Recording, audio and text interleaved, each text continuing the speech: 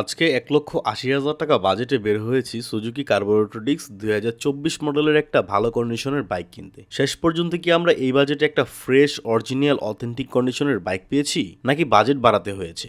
সবকিছু জানতে ভিডিওটি শেষ পর্যন্ত দেখুন। সো আজকে অনেকদিন পরে আবার আরও একটি ভিডিও নিয়ে আসলাম। আজকে যাচ্ছি আমার এক সাবস্ক্রাইবার ভাই, সে একটা মার্কেট প্লেসে বাইক দেখেছে, সুজুকি কার্বোরেটর ডিস্ক। বাইকটা মূলত ২০২৪ সালের বাইক। সো সাবস্ক্রাইবার ভাই মোটামুটি সব কিছু ঠিকঠাক করে রাখছে। আমি জাস্ট পিকচার দেখেছিলাম, ছবি দেখে তো আর বাইকের বিবেচনা করা যাবে না যে বাইকের কন্ডিশন কেমন আছে। বাইকের কন্ডিশন জানতে হলে আমার সরাসরি দেখতে হবে। আপনারা অনেকেই আছেন যে অনেক সময় আমার হোয়াটসঅ্যাপে বা মেসেঞ্জারে বাইকের ভিডিও বা পিকচার পাঠিয়ে আমাকে বলেন যে ভাই বলেন এটার কন্ডিশন কেমন এবং এটার প্রাইস কত টাকা হলে ঠিক আছে। আপনারা অনেকেই এই কাজটা করেন, তো আমি তাদেরকে রেসপন্স করি না।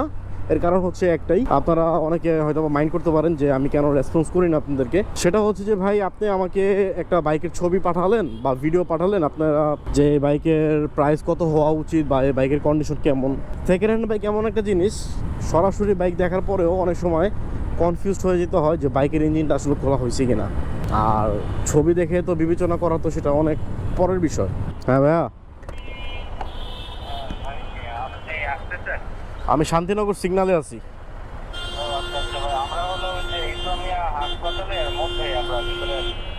ও, হাসপাতালের ভিতরে? আচ্ছা, আমি হাসপাতালের গেটে এসে ফোন দিচ্ছি। ঠিক আছে। তো কাস্টমারের সাথে ফোনে কথা হইলো, কাস্টমার অলরেডি চলে আসছে। তো দেখেন রাস্তাঘাটে যে অবস্থা, বাসা থেকে 20 মিনিট হাতে নিয়ে বের হয়েছি। সাবস্ক্রাইবার ভাই আসার আগে আমি সেখানে পৌঁছাই যাব, কিন্তু তাও পারলাম না, কারণ প্রচুর পরিমাণে জ্যাম ঢাকায়। আমি অলরেডি কাকরাইলের কাছাকাছি চলে আসছি। ও, আর আরেকটা ভালো কথা, আপনারা হয়তো অনেকেই আমার এই বাইক দেখে আবার অবাক। আমি তো আগে এফজেড ভার্সন 3 চালাইতাম, এখন আবার এটা চালাইতেছি। এফজেড ভার্সন 3টা আছে, বাসাই আছে। এটা অবশ্য আমি সেল করার জন্য কিনছিলাম, বাট বাইকটা চালাই আমার নিজের কাছে ভালো লেগে গেছে। তো এখন আমি চিন্তা করতেছি যে এই বাইকটাই আমি চালাবো, এখন পার্সোনালি ইউজ করব। আর এফজেড ভার্সন 3 বাইকটা ওটা আমি সেল করে দিব। অলরেডি আমি আমার পেজে একবার পোস্ট করেছি ওটা, কয়েকজন সাবস্ক্রাইবার ভাই দেখতেও আসছে। বাইকটা সেল হয়ে যাবে, সমস্যা নেই। আর এটা এখন থেকে চালাবো। তো যাই হোক, আমাকে ইসলামিয়া এই ব্যাংকের সামনে আসতে বলছে। তো আমি এখন সাবস্ক্রাইবার ভাইকে কল দিই, দেখি অনেক কোথায় আছে। কি অবস্থা ভাই, ভালো আছেন? ভালো আছেন? আসসালামু আলাইকুম ভাই, ভালো আছেন? আসেন। আচ্ছা ঠিক আছে, আসেন। ভাই, যে বাইকটা দেখতে আসছিলাম সেই বাইকটা দেখলাম, কার্বোরেটর বাইক। বাইকটা যদিও 2024-এর মডেলের বাইক, কিন্তু ভাই কন্ডিশন অনেক খারাপ। এই যে এই বাইকটা, এই বাইকটা দেখলাম 2024-এর ম্যানুফ্যাকচার। তবে কন্ডিশন অনুযায়ী ভাই গাড়ির দাম অনেক হাই। গাড়িতে 5,000 টাকা কাজ আছে, কিন্তু মালিক পক্ষ এটা মানতে রাজি না যে তার গাড়িতে 5,000 টাকা কাজ আছে। সে বলতেছে ভাই বড় জোর 1-2 হাজার টাকা একটা সার্ভিস করাইলে গাড়ি ঠিক হয়ে যাবে।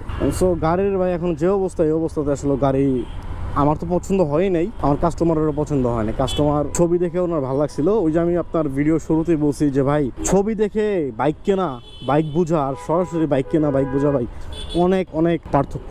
সো আপনারা কেউ ছবি দেখে ভাই বাইক যাচাই করবেন না, কখনোই না। আপনি বাইক আগে সরাসরি দেখতে হবে, সরাসরি বাইক দেখবেন, বাইক চালাবেন, তারপরে ভাই আপনি বাইকের বিষয় নিয়ে কথা বলতে পারবেন। নাহলে কীভাবে আপনি বাইকের প্রাইস বলবেন? তো আজকে যে বাইকটা আমার দেখলাম, বাইকটার ভিডিও আমি করি নাই, কারণ বাইকের যে মালিক, যে ওনার, সে তার নিষেধ আসবে। এখন বর্তমান যে ওনার, সে হচ্ছে মূল মালিক না, মূল মালিক হচ্ছে আরেকজন, সে হচ্ছে সেকেন্ড পার্টি, বাট উনি নাম ট্রান্সফার করে নাই, ওনারই এক রিলেটিভের বাইকটা। তো যাই হোক, ওটা কোনো বিষয় না। আর বিষয় হচ্ছে যে ভাই আমাদের বাইকের কন্ডিশনটা ভালো লাগে না। সো বাইকের যে ওনার, সে হচ্ছে 1,85,000 টাকা ফিক্সড প্রাইস বলে দিছে। আর আমাদের সাবস্ক্রাইবার উনি 1,80,000 টাকা পর্যন্ত বলছে যে আগে গাড়ির কন্ডিশন দেখি, তারপরে যদি আমার কাছে মনে হয় 2-1 হাজার টাকা বাড়ানো পসিবল, তাহলে বাড়াবো।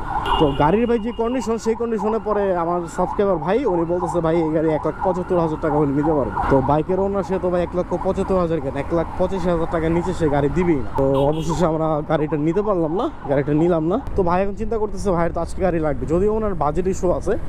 তো উনি বলতেছে ভাই তাহলে মার্কেটে যাই, গিয়ে আমরা আরও কিছু বাইক দেখি, যাচাই বাছাই করি, যদি মিলে তাহলে কিনলাম, না হলে বাইক ছাড়াই বাসায় যেতে হবে, এই আর কি। তো ফাইনালি অনেক কষ্ট করে আমরা এই বাইকটা বের করলাম। এটা হচ্ছে অন টেস্ট 2024 ম্যানুফ্যাকচার, 24-এর শেষে কেনা গাড়িটা মিটারে আছে আপনার 5,000-5,500 কিলোমিটার। গাড়ির সাউন্ড একদম খুবই স্মুথ।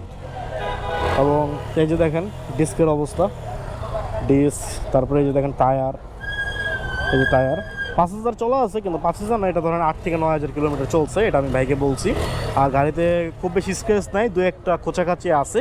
আর এ হচ্ছে আমার পিছনের টায়ারের অবস্থা। আর গাড়িটা কিন্তু আপনার অন টেস্ট অবস্থাতে আছে। এ হচ্ছে ইঞ্জিন কন্ডিশন।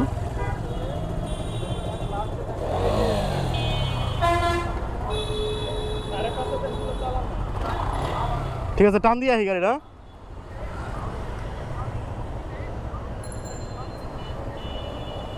এটা খোলো, এটা খুলে দাও, এটা খোলো।